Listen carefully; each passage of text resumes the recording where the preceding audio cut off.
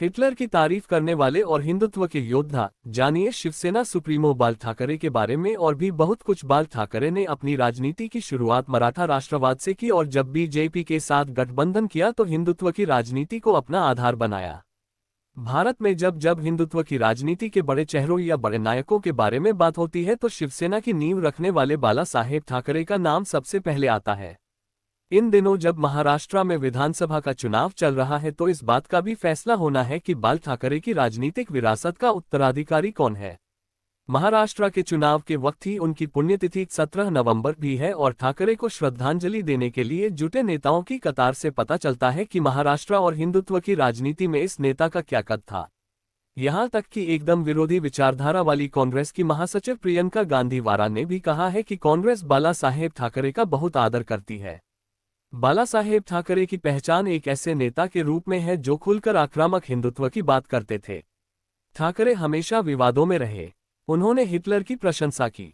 वह Valentine day मनाने का सख्त विरोध करते थे। कौन था यह नेता जिसे उनके समर्थक आज भी हिंदू हृदय सम्राट कहकर पुकारते और याद करते हैं? कार्टूनिस्ट के तौर पर शुरू किया करियर। बाला साहेब ठाकरे का असली नाम बाल केशव ठाकरे था। बाला साहेब का जन्म 23 जनवरी 1926 को महाराष्ट्र में हुआ था।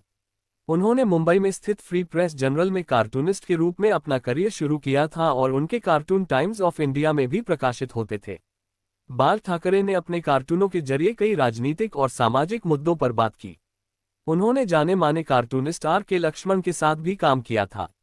उन्होंने एक अखबार निकाला था जिसका नाम मार्मिक था।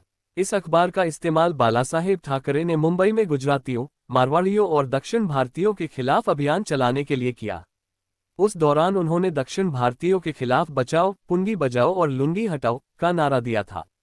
ये वह वक्त था जब मुंबई में तमाम बड़े कारोबारों पर गुजरातियों और दक्षिण भारतीयों का कब्जा था और मराठी समाज के लिए बहुत ज्यादा मौके नहीं थे। ऐसे वक्त में उन्होंने मराठी मानुष की आवाज को उठाया और मराठी भाषा बोलने वाले लोगों के हक के लिए आंदोलन किया। इस वजह से वह मराठी समुदाय के बीच बहुत तेजी से लोकप्रिय है। ठाकरे का कहना था कि मुंबई को एक तरह से धर्मशाला बना दिया गया है और बाहर से आने वाले लोगों को रोकने का एक तरीका यही है कि यहां पर परमिट सिस्टम लागू कर दिया जाए। बाल ठाकरे की उग्र हिंदुत्व वाली छवि को लोग आज भी याद करते हैं और सोशल मीडिया पर उनकी सैकड़ों रील मौजूद हैं। मराठा राष्ट्रवाद से हिंदुत्व की ओर निकले ठाकरे। बाल ठाकरे के पिता केशव ठाकरे सामाजिक कार्यकर्ता थे और उन्होंने देश की आजादी के बाद एक मराठी राज्य के गठन की मांग के लिए आंदोलन किया था। बाल ठाकरे अपने पिता से काफी प्रभावित थे। 1966 में बाल ठाकरे ने शिवसेना बनाई और इसका मुख्य मकसद महाराष्ट्र में मराठी बोलने वालों के हक और हिस्सेदारी को सुरक्षित करना था। उन्होंने अपनी राजनीति की शुरुआत महाराष्ट्र के क्षेत्रीय मुद्दों और मराठी संस्कृति के बारे में बात करने से की, लेकिन बाद में वह हिंदुत्व की लाइन पर चल पड़े। मराठी मानुस की राजनीति करने वाले बाल ठाकरे के परिवार को लेकर यह भी कहा जाता है कि उनके दादा का परिवार मूल रूप से बिहार का रहने वाला था और वह बाद में मुंबई में जाकर बस गए थे। कभी नहीं लिया कोई पद।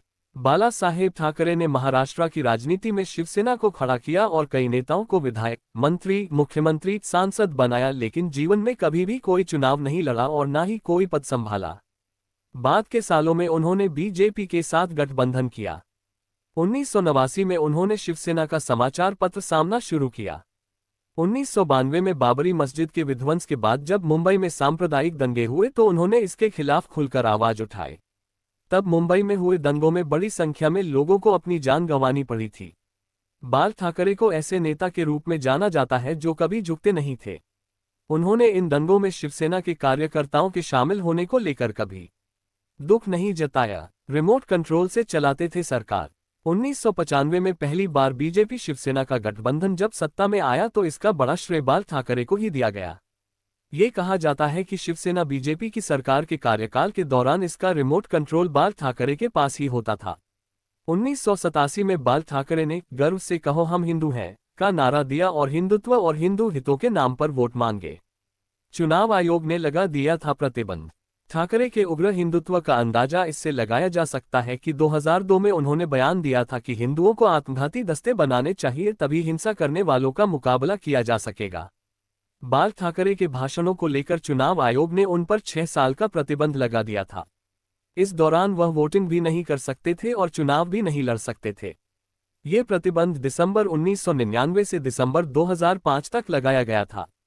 2007 में इंडियन एक्सप्रेस को दिए इंटरव्यू में उन्होंने हिटलर की तारीफ की थी।